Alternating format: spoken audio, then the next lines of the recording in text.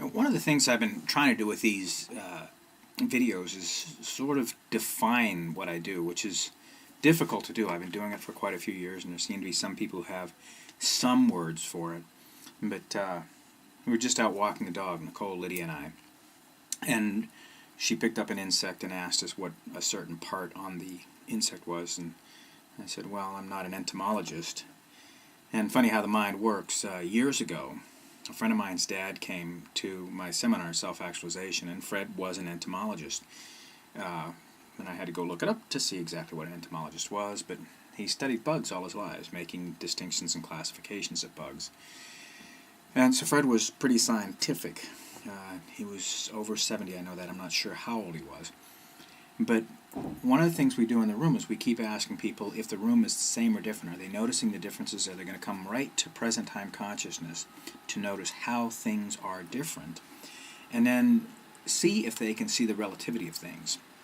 And sometimes how you walk into a room and it's really, really big and cavernous and it kind of echoes, and other times it feels real stifling small.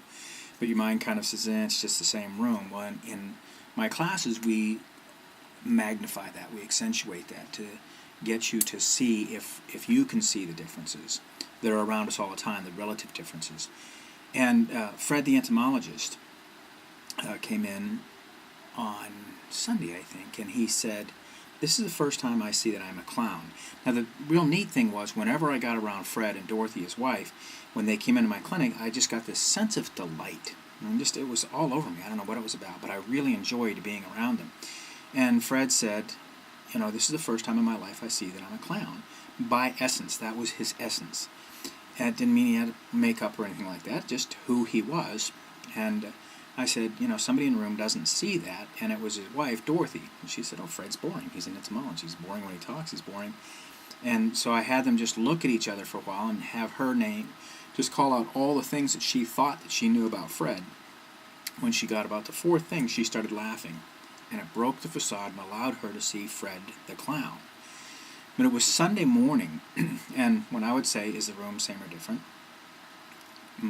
Fred would always say, what's the same? Of course, it's got to be the same. We've been sitting in the room. I said, is the lighting the same or different? Well, the lighting's the same. It's the same wattage, the same. And he was real scientific about his appraisals. By Sunday morning, he'd broken through the illusion of, let's call it rationality, and stepped out into relativity. And he asked if he could speak to the room, and he said, I've kind of got the light thing figured out. And I said, what do you mean? He said, somewhere you've got a remote rheostat, and you're making the lights go brighter and dimmer. So now I'm real curious, because I see that Fred has started to notice these differences that are out there when you start to look for them. Right? He said, but what I can't figure out, I can't figure out how you're moving me closer and further away from the person in front of the room. As you go out into relativity, everything changes. And all Fred was doing was pointing that out. When he said that, every mind in the room stopped. It got so quiet and so clutter-free. And I said, did you do that intentionally? And there was just a sparkle and a delight in his eyes, and he laughed, and he didn't answer me. But that's what we look for. Bring you some more.